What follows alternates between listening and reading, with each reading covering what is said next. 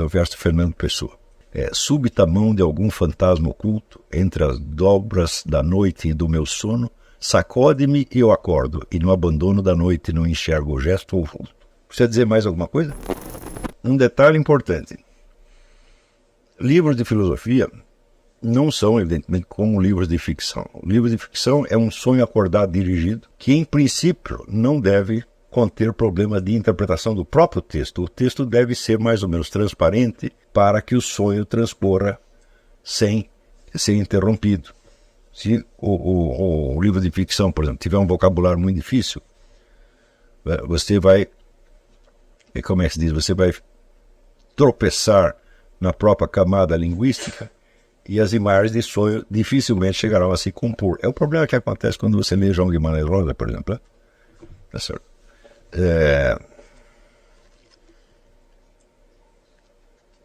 Onde o elemento, vamos dizer, poético no sentido moderno do termo, quer dizer, o elemento puramente verbal, ele se sobrepõe de tal modo ao elemento onírico que você não chega a compor o sonho. As pessoas se encantam com o Guimarães Rosa por causa das sonoridades, tá certo?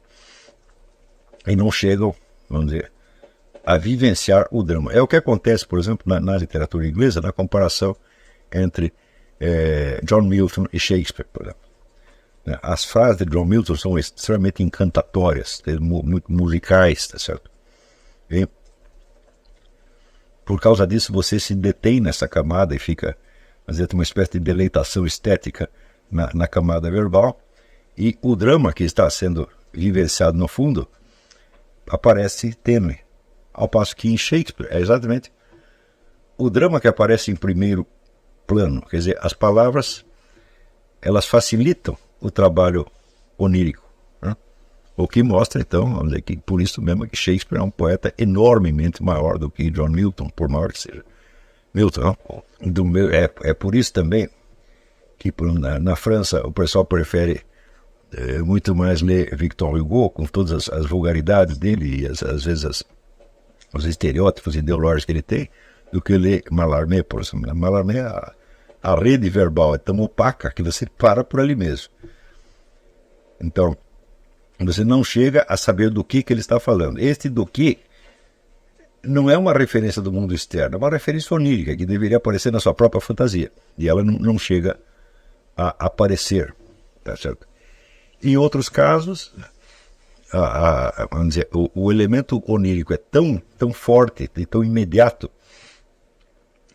que justamente aí é que aparece a eficácia do tecido verbal. Né? Então, vou dar um exemplo. Vamos ao verso Fernando Pessoa. Súbita mão de algum fantasma oculto, entre as dobras da noite e do meu sono, sacode-me e eu acordo, e no abandono da noite não enxergo o gesto ou o vulto. Precisa dizer mais alguma coisa? Quer dizer, o sujeito, ele acordou de repente e ele sente uma presença maligna, sinistra, né? E ele, com 4 linhas, ele já te pôs dentro dessa situação.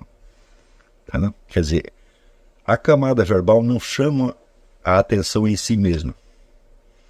Ela é transparente, por assim dizer. E por isso mesmo ela é muito bem feita. Porque se o que você quer é induzir no leitor a experiência, vamos dizer, desta presença sinistra que aparece no meio da noite, tá certo?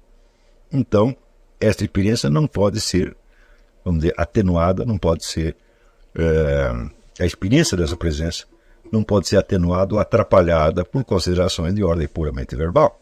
É claro que existe uma construção verbal magnífica, né? Mas ela não aparece no primeiro plano.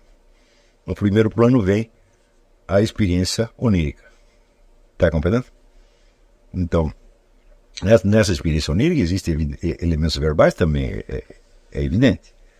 Tá certo? Mas o que o Fernando Pessoa está querendo transmitir é uma experiência muito concreta, muito viva. Né? Tá certo? E ele consegue fazer isso passando direto pela camada verbal e fazendo com que o leitor também passe. Não é isso?